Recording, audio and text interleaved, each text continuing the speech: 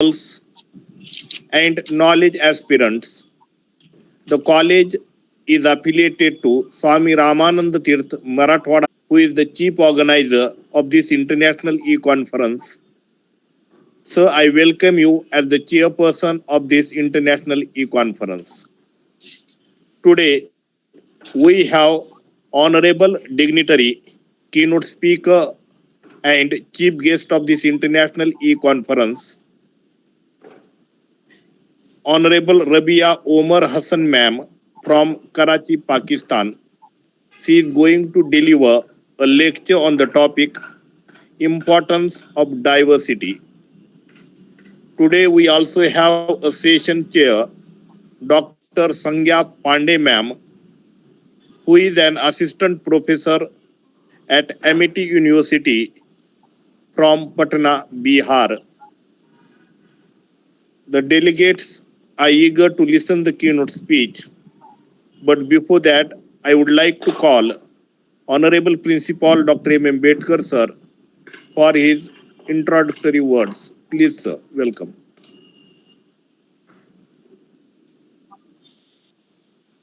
Welcome.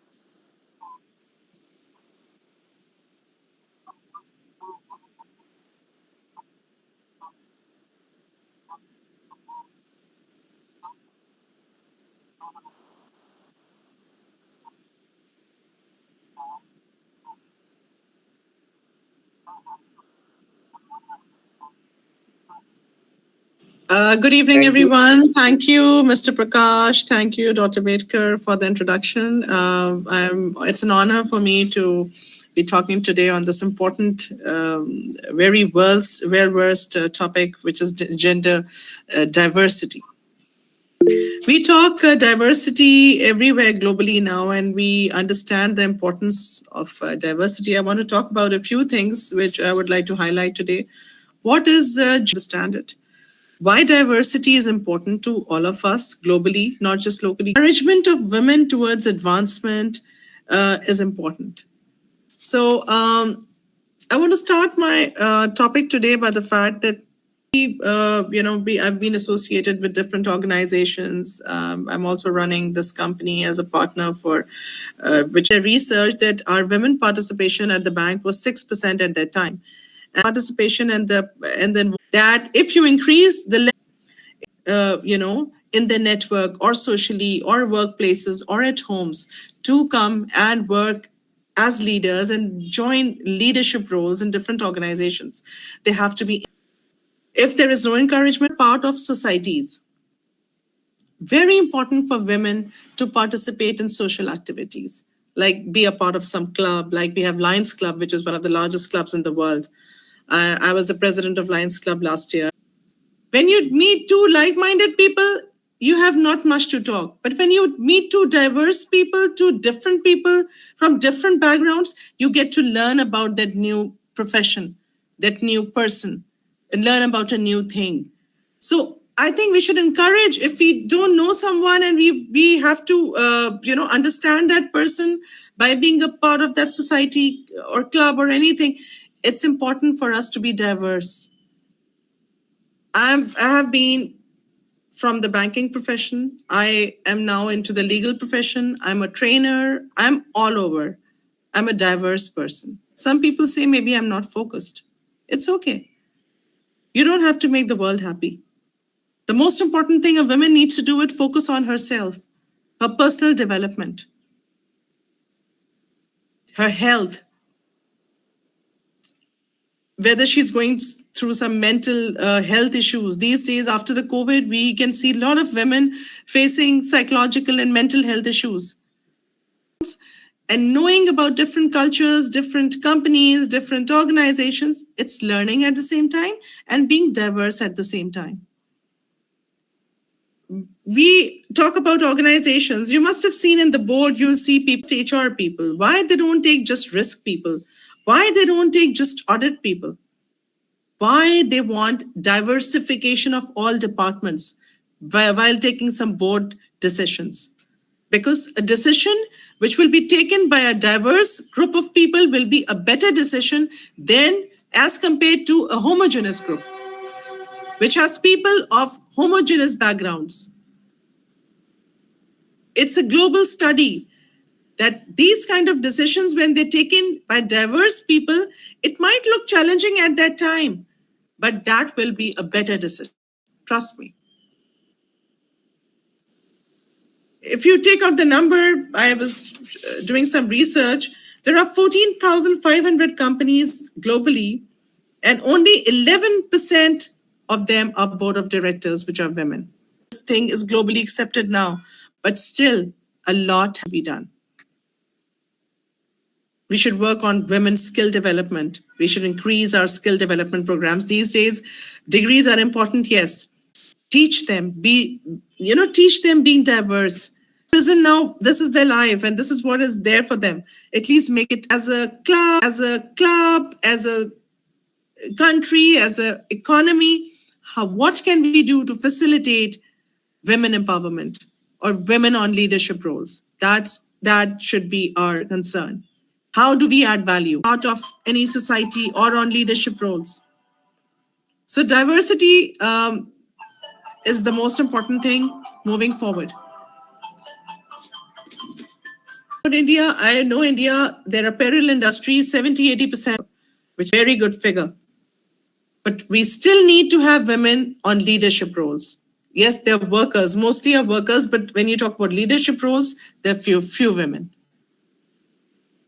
So encouragement of women towards advancement, teaching them towards technology, moving forward. A lot of now, things are moving towards technology, towards e-commerce, towards blockchain, towards meta, towards, like a lot of healthcare fintechs are starting, financial companies are going towards technology. So things are moving towards a different direction now.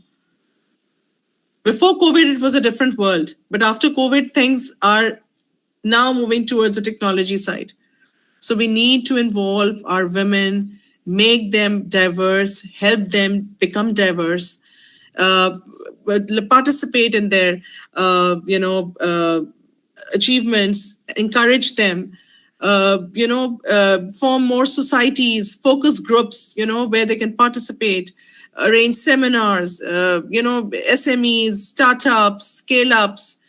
There should be more women like participating in such like initiatives.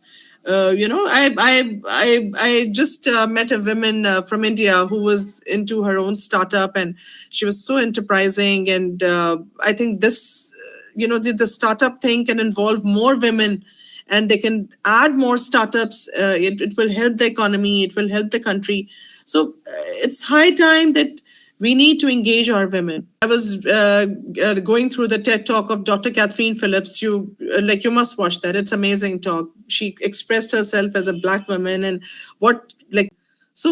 because now people are realizing and people are understanding the importance of diversity. Thank you so much.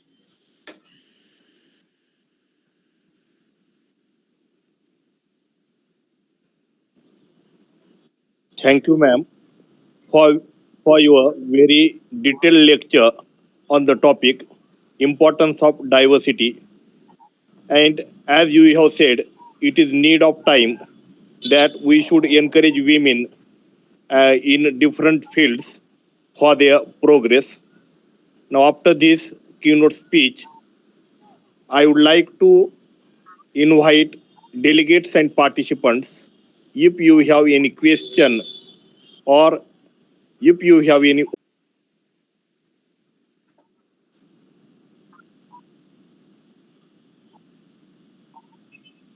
query, please.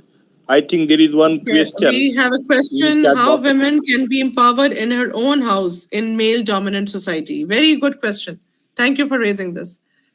I agree with that, but I think it depends on your own self. and Good how you evening. can make them realize the importance. Yeah, yeah, yeah. Hello, ma'am. Hello, Dr. Hello. Rashi. Very good Good question. Thank you evening. for raising this question. Good evening. Very good No, no, question, no, and no, no. I'm That glad. was I think that question, that No brilliant problem. query.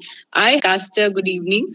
I have this small query that, even in the, political scenario, if we see that there's a reservation of women, and still, if we look at the history, it was like 24 in numbers. Like women were 24 in numbers in the very first Lok Sabha in 52, and now in 17th Lok Sabha they are just 78. So the rise of the numbers from 24 to 78 in 75 years is not a significant number. So even after reservation, or maybe even promoting people in the political scenario, still women are far behind. So do you think that since they are not in the mainstream political scenario, so an ordinary women do not come to know the policies, or they do not have the part, they are not a part of policy maker, so they do not still. More about empowering women. Women are mostly scared of coming and taking over roles as a leader. So it's high time that they should be encouraged to take on that. My take on this would be that they should be empowered. They